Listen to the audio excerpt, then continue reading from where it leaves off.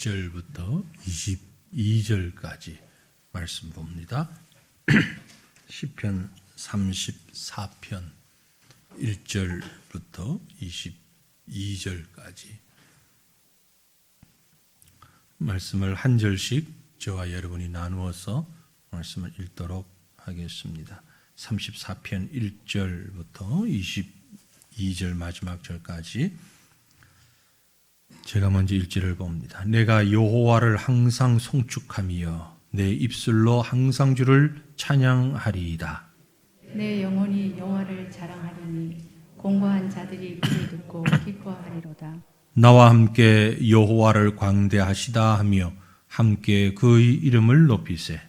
내가 여호와께 간구하며 내게 응답하시고 내 모든 두려움에서 나를 건지셨도다. 그들이 주를 앙망하고 광채를 내었으니 그들의 얼굴은 부끄럽지 아니하리로다. 이 공고한 자가 부르짖음에 여호와께서 들으시고 그의 모든 환난에서 구원하셨도다. 여호와의 천사가 주를 경외하는 자를 둘러 진치고 그들을 건지시는도다. 너희는 여호와의 선하심을 맛보아 알지어다. 그에게 피하는 자는 복이 있도다. 너희 성도들아 여호와를 경외하라. 그를 경외하는 자에게는 부족함이 없도다. 젊은 사자는 궁핍하여 줄일지라도 여호와를 찾는 자는 모든 좋은 곳에 부족함이 없으리로다. 너희 자녀들아 와서 내 말을 들으라. 내가 여호와를 경외하는 법을 너희에게 가르치리로다. 생명을 사모하고 연수를 사랑하여 복받기를 원하는 사람이 누구뇨? 내 혀를 악에서 금하며 내 입술을 거짓말에서 금할지어다. 악을 버리고 선을 행하며 화평을 찾아 따를지어다. 여호와의 눈은 의인을 향하시고 그의 귀는 그들의 부르짖음에 기울이시는도다. 여호와의 얼굴은 악을 행하는 자를 향하사 그들의 자취를 땅에서 끊으려 하시도다. 의인이 부르짖음에 여호와께서 들으시고 그들의 모든 환난에서 건지셨도다. 여호와는 마음이 상한 자를 가까이 하시고 충심으로 통회하는 자를 구원하시는도다. 의인은 고난이 많으나 여호와께서 그의 모든 고난에서 건지시는도다. 그의 모든 뼈를 보호하시며 그 중에서 하나도 꺾이지 아니하도다. 악인을 죽일 것이라. 의인을 미워하는 자는 벌을 받으리로다. 여호와께서 그의 종들의 영혼을 속량하시나니 그에게 피하는 자는 다 벌을 받을지 아니하리로다. 아멘. 예, 시편 34편입니다. 오늘 이 시편 34편은 신앙의 본질이 무엇인가, 신앙이 무엇인가 하는 것을 아주 잘 설명해 주고 있는, 보여주고 있는 그런 말씀이다 라고 볼 수 있습니다. 이 시편 34편을 통해서 보여주고 있는 신앙, 한마디로 먼저 정리를 해보면 우리가 살면서 당하는 고난들, 거기에 우리가 압도되거나 눌려서는 안 된다 하는 겁니다. 기도를 통하여서 그 고난에서부터 구함을 받고 그 가운데서 하나님을 찬양하고 우리가 그렇게 승리함으로 인하여 다른 사람들도 믿음으로 고난을 이기고 설 수 있도록 우리가 함께 힘을 다하여야 한다 하는 이런 내용이라고 볼 수 있습니다. 다시 말씀드려서 하나님의 백성들은 고난이 와도 아픔이 와도 그 고난에 압도되어서는 안 됩니다. 신앙이 있다는 것은 고난 가운데서도 하나님을 바라보고 하나님을 의지하고 그 고난을 넘어설 수 있는 그런 자세를 가진 사람, 그게 바로 믿음의 사람이다 라는 것입니다. 다시 말씀드려서 하나님의 사람은, 믿음의 사람은 고난 한가운데 서서도 하나님을 볼 수 있어야 되고 하나님의 선하심을 기대하고 찬양할 수 있어야 한다. 그런 말씀입니다. 자, 왜 이렇게 말씀드릴 수 있는가 하는 것을 시편 34편을 다는 우리가 세밀하게 살피질 못하더라도 전체적인 그 흐름을 보면서 한번 생각해 보기를 원합니다. 다른 시편들도 마찬가지지만 특별히 시편 34편을 볼 때는 그 표제가 매우 중요합니다. 오늘 이 시편 34편에 쓰여진 상황, 다윗이 기록했는데요. 다윗의 시, 하지만 그 다윗의 상황이 어떠한가 한번 보도록 하십시다. 표제를 보시면 다윗이 아비멜렉 앞에서 미친 채 하다가 쫓겨나서 지은 시, 그렇게 되어 있죠. 다윗이 아비멜렉 앞에서 미친 채 하다가 쫓겨나서 지은 시. 참 그 내용을 알면 기가 막히기도 하고 또 안타깝기도 하고 좀 답답하기도 하고 여러 가지 심정이 있을 수 있는데요.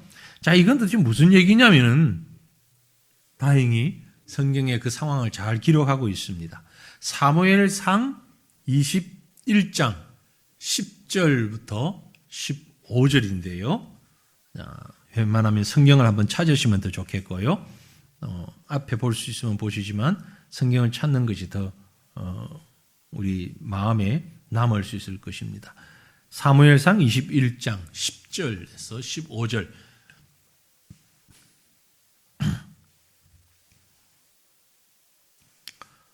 한 절씩 나누어 읽고 15절 같이 읽는 형식으로 우리가 이 말씀을 한번 읽어보겠습니다. 이것이 지금 시편 34편의 배경이다라는 얘기거든요.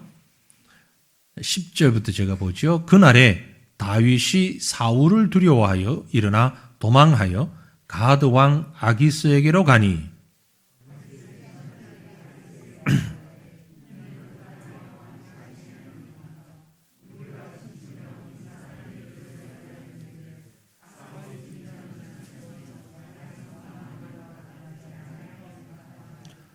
다윗이 이 말을 그의 마음에 두고 가드 왕 아기스를 심히 두려워하여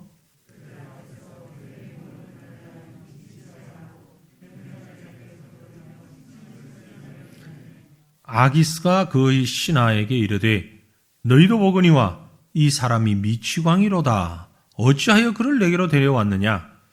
내게 미치광이가 부족하여서 너희가 이 자를 데려다가 내 앞에서 미친 짓을 하게 하느냐? 이 자가 어찌 내 집에 들어오겠느냐? 하니라. 아멘. 자, 이 무슨 얘기인가 하니까 다윗이 어릴 때, 젊을 때, 어린 건 아니고 젊을 때에 있었던 일입니다. 아비멜렉, 블레셋 왕의 공식적인 칭호로 보여지는데요. 사무엘상에 보면은 그가 이제 아기스라고 아비멜렉이지만 아기스 왕이라고 소개되어 있습니다. 아마도 다윗이 한 20대쯤 되지 않았을까 보여지는데요. 사울에게 쫓겨서 여기저기 숨어 다니다가 워낙 바빠가지고 급해가지고 사울의 눈을 피하기가 급급하여서 도망을 갔는데 어디로 도망을 갔는가 하니까 적국인 블레셋으로 도망을 갔습니다. 근데 당시 블레셋은 큰 성 5개가 모여있는 연합 국가였는데 그 중에서 급하게 한 곳을 간다고 갔는데 그곳이 어디냐면은 아기스 왕이 다스리고 있는 가드라는 성이었습니다. 그런데 이 가드가 어떤 곳이냐? 유명한 블레셋 골리앗의 고향인 것입니다. 다윗이 등장할 때에 역사상에 등장할 때에 빼놓을 수 없는 인물이 골리앗이잖아요. 골리앗을 문매로 맞춰서 그를 넘어뜨렸습니다. 그 전까지만 해도 골리앗은 블레셋 전체의 아주 대표적인 장수였고 블레셋을 딱 앞장 세워서 온 이스라엘을 다 점령해 나가던 그런 때였는데 하룻강아지 범모스 온 줄 모른다고 급없이 다윗이라는 꼬맹이가 나와가지고 이 물맷돌을 던져서 골리앗을 딱 눕히잖아요. 이 블레셋 사람들로서는 얼마나 자존심 상하는 일입니까 이게. 참 분통이 터지고 억울하고 자존심 상하는 일이에요. 이스라엘 편에서 볼 때는 하나님의 역사다고 박수를 치며 좋아하겠지만 블레셋 입장에서는 아니 저도 그래도 대단한 군대와 싸워서 진 것도 아니고 그래도 자존심 상하는데 아니 꼬맹이한테 돌멩이에 맞아가지고 지금 골리앗이 넘어져 버렸으니 얼마나 자존심이 상하는지 그런 일이 있었단 말이에요.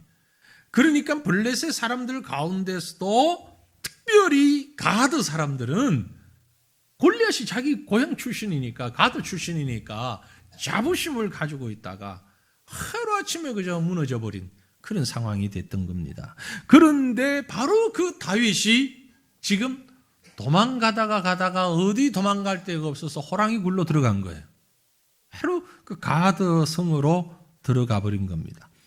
딱 들어가서 이제 살았나 싶었는데 사람들이 보니까 다윗이야.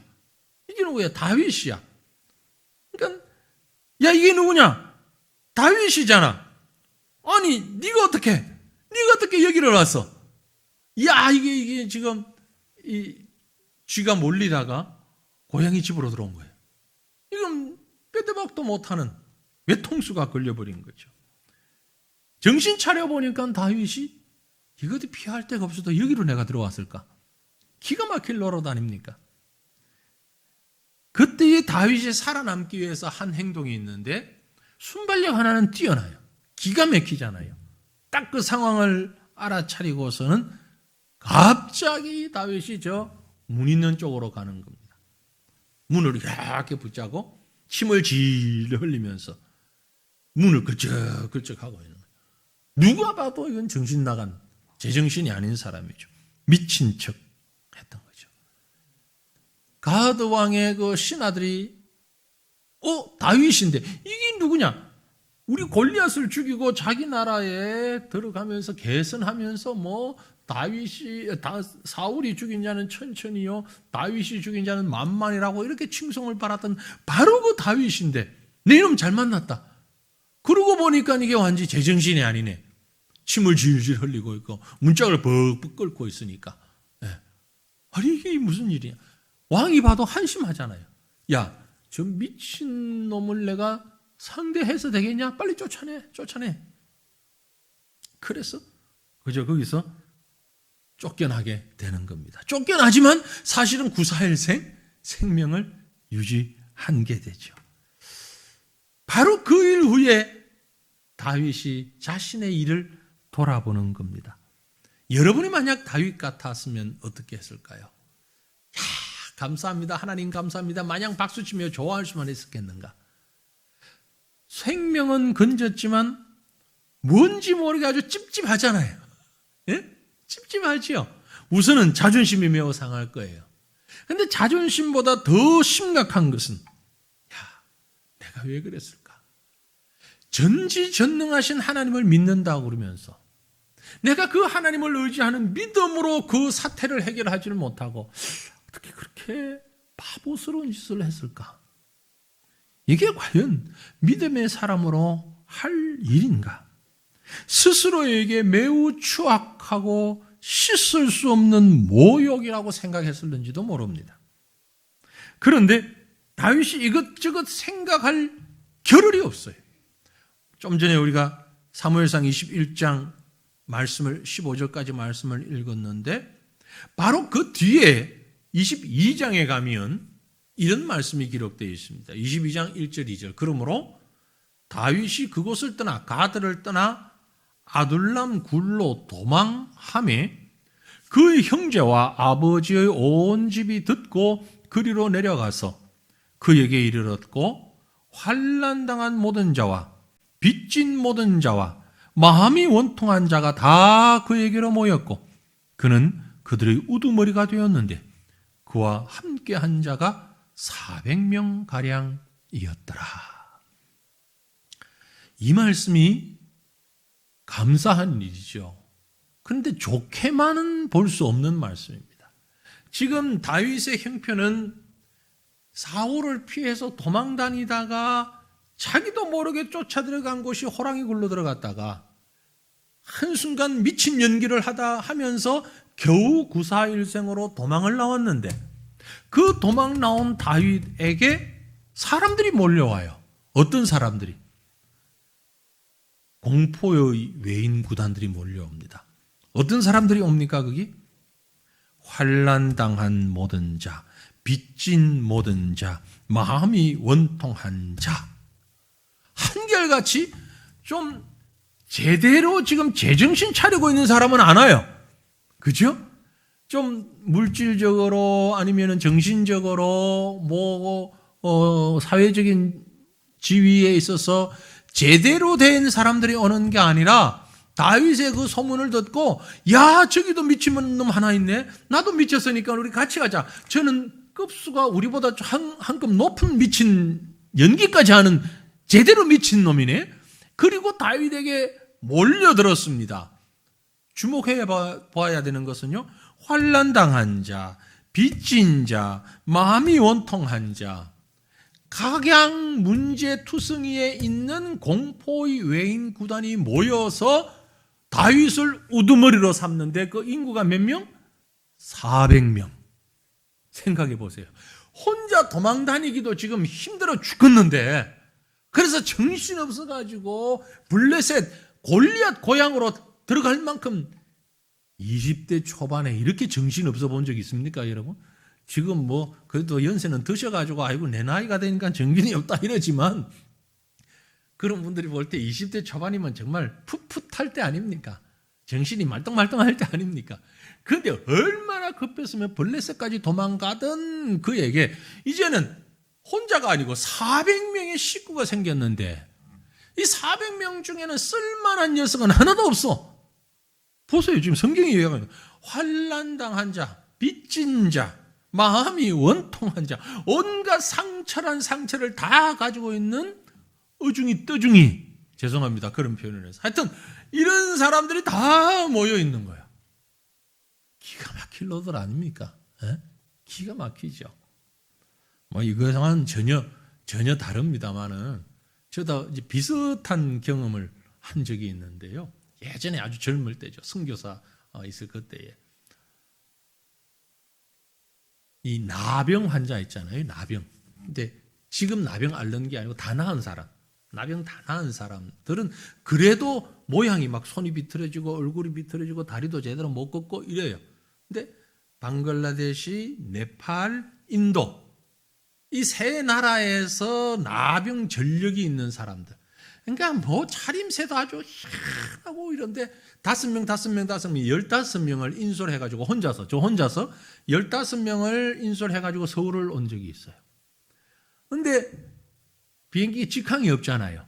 싱가포르 공항에서 열 몇 시간을 기다렸다가 비행기를 타야 되는데 한눈에 봐도 아주 공항 안에 저런 사람이 왜 있을까 싶을 만큼 금방 지금 쓰러질 것 같고 아주 구걸하는 육교 밑에 있으면 딱 맞는 그런 사람들 남녀 합해서 15명이 모여가지고 있는데 제가 그 사람들을 인솔하고 한국을 오는데 공항 안에서 이게 한두 시간도 아니고 열 몇 시간을 있어야 되니까 어떻게 가지도 못하고 오지도 못하고 모아놓고 있는데 조금만 지나면 공항 그 수비대나 경찰들 있잖아요. 와서 뭐 하는 사람이요? 왜 여기 있어요? 티켓 있어요? 여권 보여줘? 이러는데 이 사람들은 대충 영어도 잘 몰라.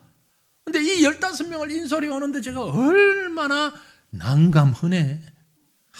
얼마나 난감하든지 화장실도 혼자 갈 수가 없어. 잠깐 틈 비우면 어떻게 식사도 해야 돼, 뭐도 해야 되는데 10시간이 넘으니까요.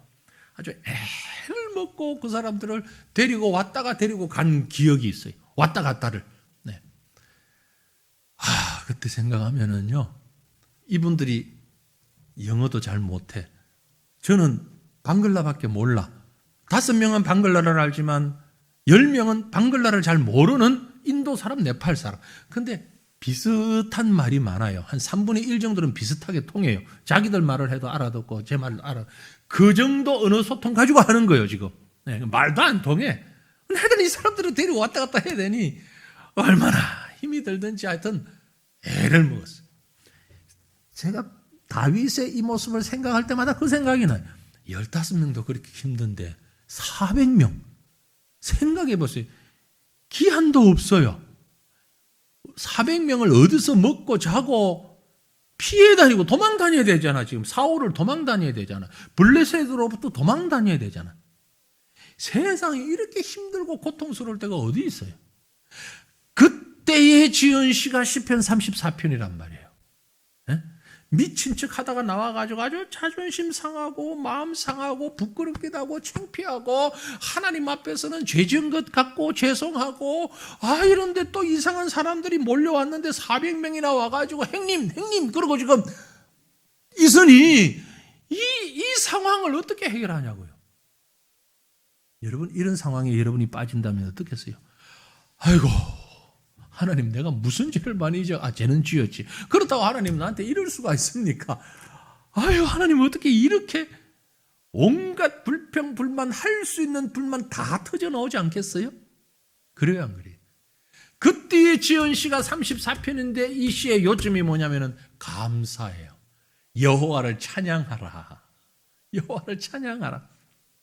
아니 찬양할 만 해야 찬양을 하지. 감사할 만 해야 감사하지. 지금 상황이 이 시편 34편의 상황이 그 상황인 걸 제가 길게 설명을 드렸습니다. 여기서 신앙의 사람이 해야 할 일이 뭔가? 그래서 이제 1절부터 3절을 보면 찬양인데 찬양의 본질이 나옵니다. 찬양의 본질. 시편 34편은요 크게 두 부분으로 나누면 1절부터 7절 찬양, 8절부터 22절은 설교. 그렇습니다.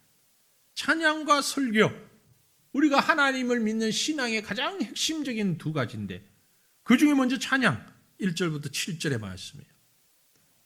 그게 1절을 보면 이렇게 찬양합니다. 내가 여호와를 항상 송축하며 내 입술로 항상 주를 찬양하리이다. 여기서 주목해야 되는 단어가 있는데 항상이라는 단어예요. 두 번이나 썼잖아요. 우리말로 두 번이나 항상. 영어로는 약간 다르게 all times 그리고 always 뭐 이렇게 했는데 사실은 이 말이 무슨 뜻인가 하니까요. 이 히브리어로도 서로 두 개가 조금 다른 단어입니다.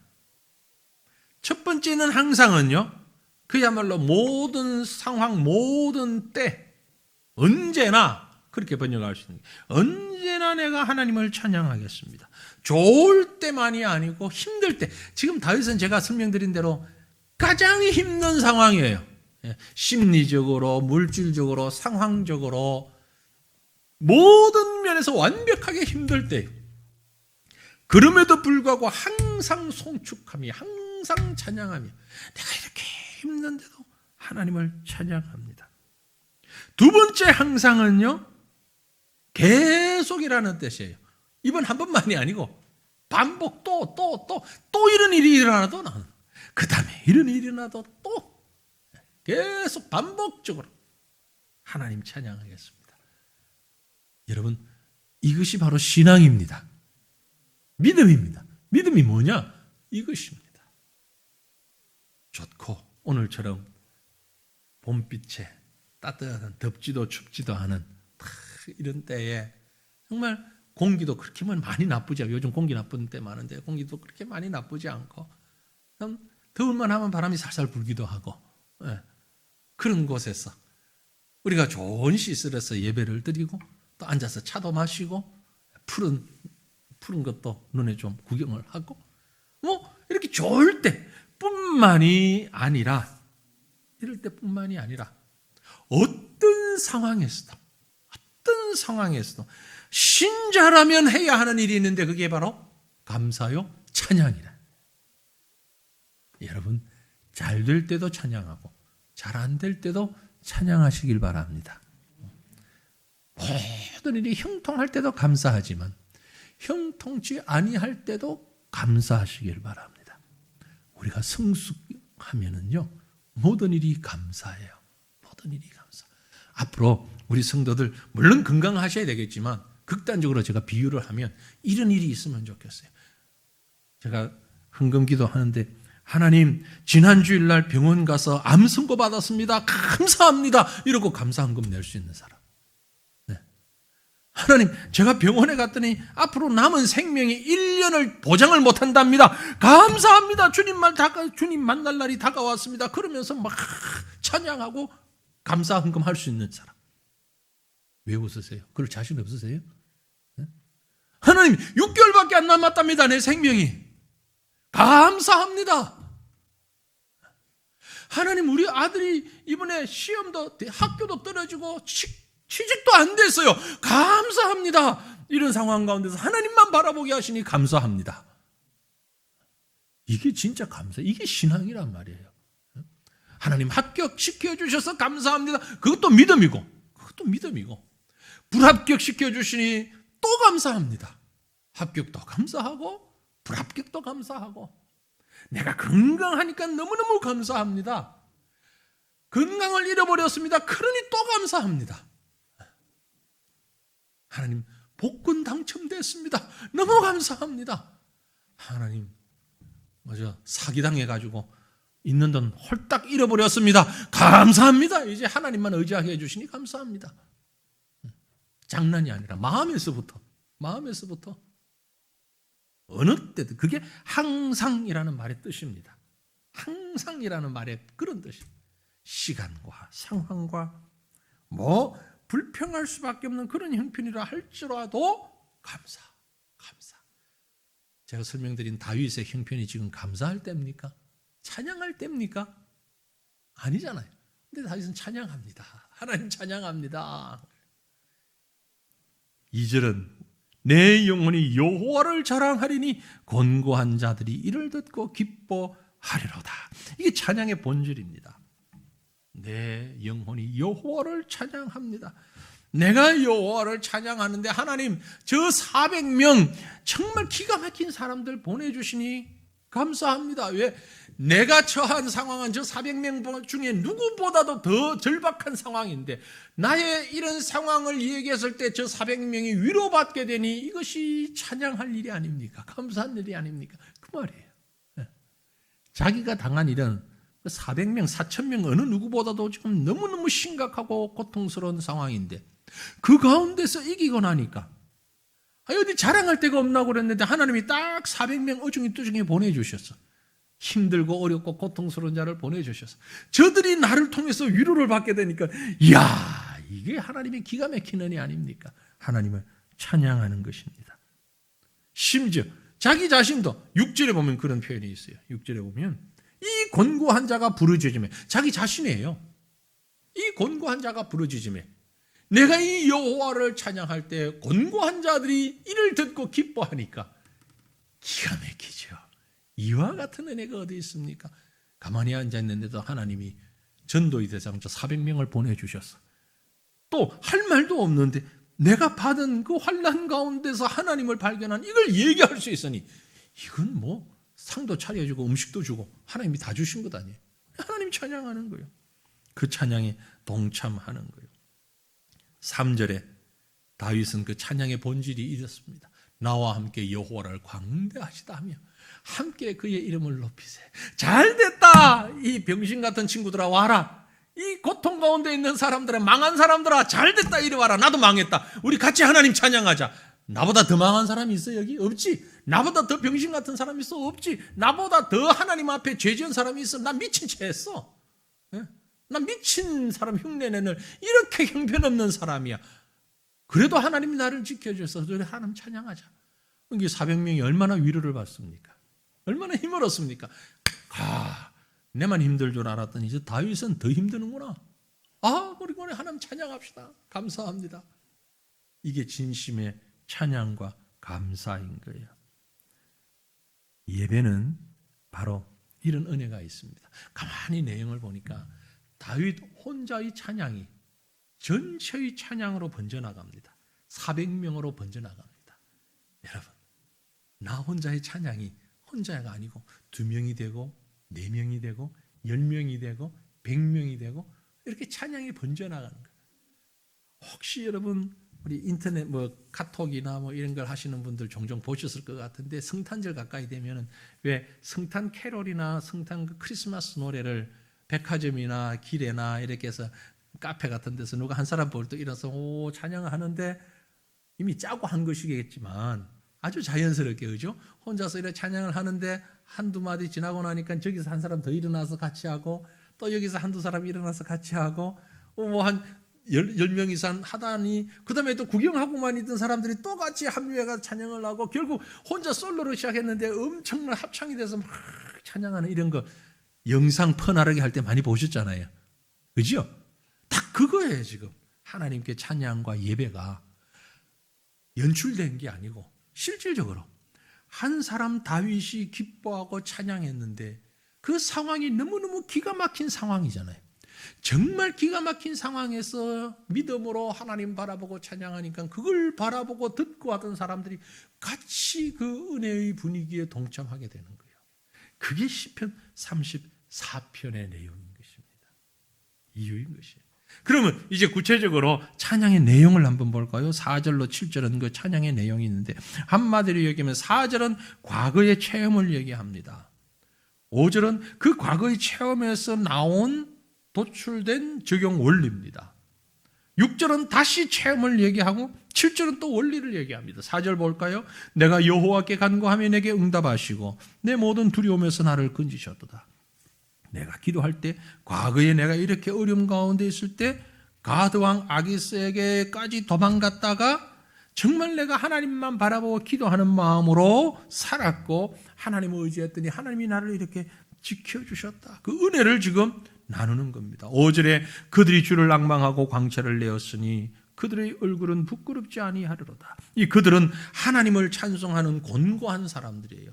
함께 왔던 400명을 비롯한 또 같이 쫓겨 다녔던 사람들, 그 사람들 정말 힘들고 어려운 사람들이었는데 나의 곤고함의 경험을 함께 나눌 때 그들이 함께 하나님을 찬양할 수 있었다. 6절에 다시 과거의 경험입니다. 이 곤고한 자가 내가 부르짖음에 여호와께서 들으시고 그의 모든 환난에서 구원하셨다. 마찬가지로 7절 가서 여호와의 천사가 주를 경외하는 자를 둘러진 치고 그들을 건지시는도다. 나를 구원하셨던 하나님께서 천사들을 통하여서 또 그들을 구원하셨다. 이게 정말 다윗의 가슴에서부터 터져나오는 찬송의 모습입니다. 그리고 이어지는 8절부터는 이제 그 찬양을 배경으로 한 설교입니다. 고난을 이기는 설교가 8절부터 22절에 있는데 제가 다 언급을 못하지만 8절 말씀을 한번 보면 되겠어요. 8절은 영적인 맛을 느껴라. 영적 맛을. 이 맛은요, 입으로 먹는 맛이 아니에요. 8절 뭐라 했습니까? 너희는 여호와의 선하심을 맛보아 알지어다. 그에게 피하는 자는 복이 있도다. 여러분, 말씀의 맛을 아십니까? 성경의 맛, 그렇다고 책 찢어가지고 입에 넣지는 마시고 말씀의 맛, 말씀을 깊이 묵상하고 말씀을 암송하고 말씀을 생각할 때에 그 느껴지는 말씀의 맛, 너무너무 귀해요. 너무 귀해요. 오늘 오랜만에 김영철 선교사님 오셔서 잠깐 얘기하는 가운데 그 얘기 하시더라고요. 우리 주일날 성경 읽기 나가는 게 있지 않습니까? 이게 암송 구절이 있죠. 성경 암송 구절. 이걸 보면서 본인이 뭔가를 할 수 있을 것 같은데 하면서 제안을 해요. 목사님, 이걸 매주 저한테 보내주시면 제가 이걸 암송할 수 있는, 그렇게 해서 카톡으로 매주 그 암송 구절을 다 모아가지고 보내드리면 받는 사람이 누구든지 열어서 항상 성경 구절을 암송할 수 있도록 그렇게 하면 얼마나 좋을까요? 암송해보니까 너무너무 말씀이 좋은데 매주 우리 교회에서 고생해서 이걸 보내주시는데 암송을 제대로 하도록 한번 하고 싶다. 그거 한번 해보십시다.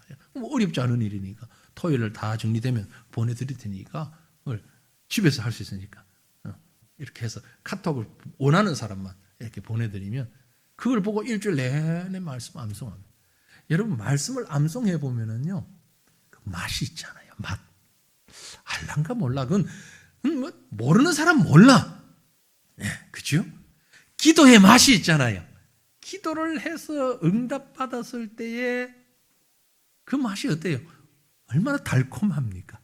뭐 말로 표현할 수 있을까요? 달콤? 새콤? 그런 미각적인 맛이 아니잖아요. 지금 8절이 얘기하는 여호와의 선하심을 맛보아 알지어다. 상당히 깊이 있는 표현이라고 저는 생각이 돼요. 시적인 표현이지만 깊이 있는. 원하기는요, 우리 성도들이 하나님의 말씀의 맛뿐만이 아니고 여호와의 맛을 깨닫게 되어지기를 원합니다. 어느 글에 보니까 이걸 영적 미각이라 그랬더라고요. 영적 미각. 코로나 걸렸다가 미각을 상실한 분들이 종종 있죠. 휴유증으로 오랫동안 가시는 분들도 있고. 맛을 못 느끼면 참 그 고통이지요. 그죠? 맛을 못 느끼는 힘든 일입니다. 근데 맛을 제대로 느끼면 똑같은 음식도 제대로 맛을 느꼈을 때 얼마나 행복합니까? 하나님의 말씀을, 예배의 맛을, 기도의 맛을, 하나님의 실제를 체험적으로 맛볼 수 있기를 바랍니다. 그래서 서로 고백할 때 내가 이번에 하나님한테 이런 맛을 봤어. 야, 너무 좋아. 잘못하면 고통의 맛도 볼 수는 있겠지만 그 고통의 맛보다는 기쁨의 맛을 볼 수 있기를 원합니다. 다윗의 설교는 그거예요. 여호와를 맛보라. 영적인 맛을 좀 느꼈으면 좋겠다. 9절 10절에 보면 그 여호와를 경외하라. 경외하라. 너희 성도들아 여호와를 경외하라. 그를 경외하는 자에게는 부족함이 없도다. 젊은 사자는 궁핍하여 줄일지라도 여호와를 찾는 자는 모든 좋은 것에 부족함이 없으리로다. 여호와를 경외하는 자. 젊은 사자가 궁핍해지는 것은 정말 절박한 상황, 최악의 경우잖아요. 늙은 사자는 힘이 없어서 사냥을 못할 수 있지만 젊은 사자는 사냥할 수 있는데 가뭄이 지나치다든지 하여튼 여러 가지 악조건 때문에 먹잇감이 없어졌을 때 그런 일이 있다 할지라도 여호와를 찾는 자에게는 좋은 것에 부족함이 없다.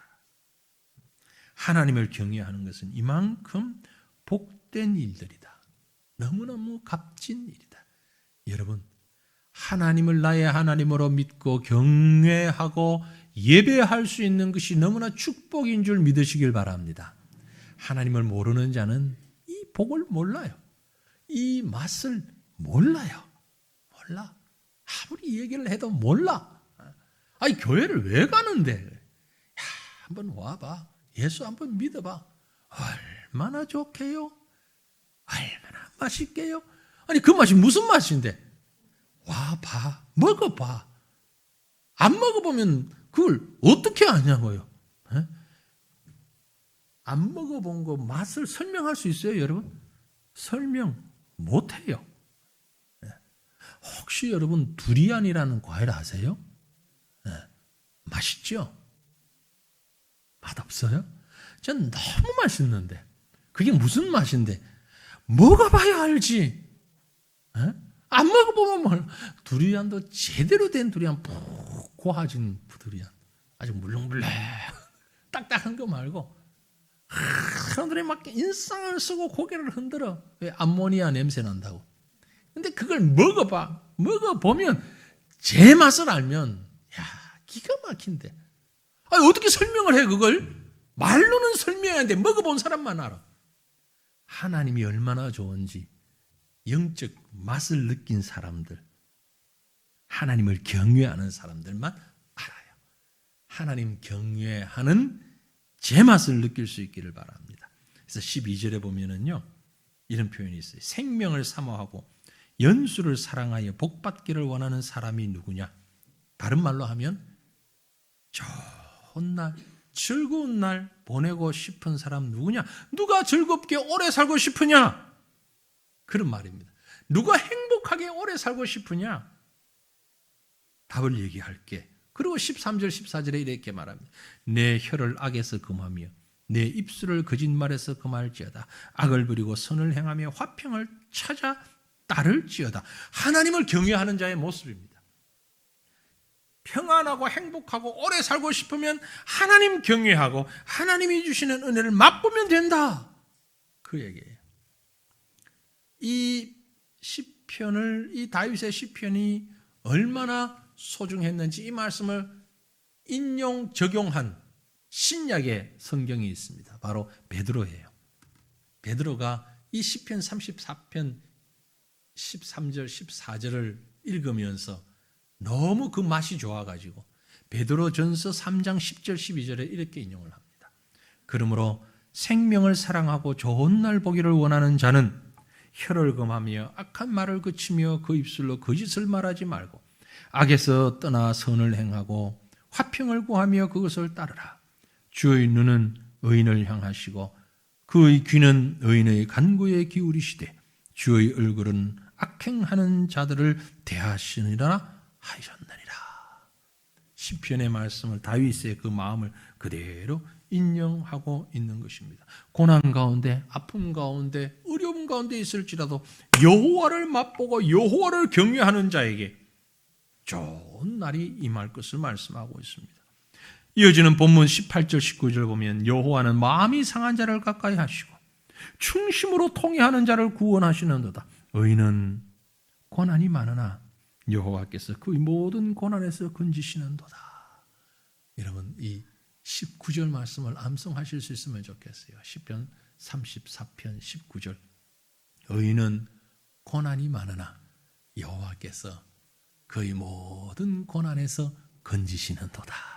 같이 한번 해봅시다. 의인은 고난이 많으나 여호와께서 그의 모든 고난에서 건지시는도다. 아멘.